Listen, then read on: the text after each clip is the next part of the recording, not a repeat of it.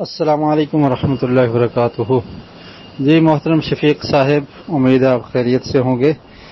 اصل میں کچھ لوگ اس طرح کی ویڈیوز اور پکچر وغیرہ بنا لیتے ہیں اور پھر اس کو شیئر کرتے ہیں اور لوگوں کو یہ کہتے ہیں کہ اس کو شیئر کرنے سے آپ کو ثواب ملے گا، تو اس کی کوئی حقیقت نہیں ہے۔ ثواب جس کام پر ملنا ہے اسلام ہماری اس کی طرف رہنمائی کرتا ہے۔ نبی اکرم صلی اللہ علیہ وسلم نے جو بتایا وہ کام ہم کریں گے تو اس پر ہی ہمیں ثواب ملے گا۔ تو یہ دیکھنے میں بھی ایسا محسوس ہو رہا ہے کہ یہ صحیح جہاں پر نبی اکرم صلی اللہ علیہ وسلم کی قبر مبارک ہے وہ جگہ نہیں ہے، تو اس طرح سے ویڈیو بنا کر اور اس کو گروپوں میں شیئر کرنا اور پھر یہ کہنا کہ جو شیئر کرے گا اس کو ثواب ملے گا، تو اس کی کوئی حقیقت نہیں ہے۔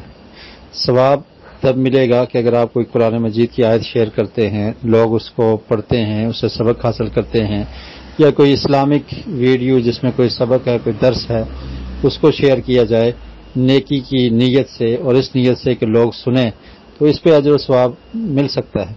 اور اسی طرح نبی اکرم صلی اللہ علیہ وسلم سے محبت کا تقاضا یہ ہے کہ ہم آپ صلی اللہ علیہ وسلم کے بتائے ہوئے طریقوں پر عمل کریں اور آپ کی لائی ہوئی شریعت کے مطابق زندگی بسر کریں، اور آپ سے محبت یہ ہے کہ آپ کی سنتوں کو فالو کیا جائے۔ اور پھر محبت کا ایک ثبوت یہ بھی ہے کہ ہم نبی اکرم صلی اللہ علیہ وسلم پر کثرت سے درود پڑھیں، اس کی فضیلت موجود ہے۔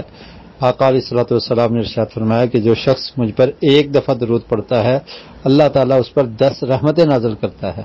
اور ایک روایت کے الفاظ ہیں کہ اللہ رب العالمین ایسے شخص پر جو مجھ پر ایک دفعہ درود پڑتا ہے اس پر 10 رحمتیں بھی نازل کرتا ہے، 10 گناہوں کو معاف کرتا ہے اور اس کے 10 درجات کو بلند کرتا ہے۔ تو اس لیے ایسے اعمال کیے جائیں جس کا ثبوت ہمیں صحیح احادیث سے ملتا ہے اور جن کے کرنے پر واقعتاً ہمیں ثواب ملے گا۔ امید ہے یہ بات سمجھ آ چکی ہوگی۔ جزاکم اللہ خیرہ۔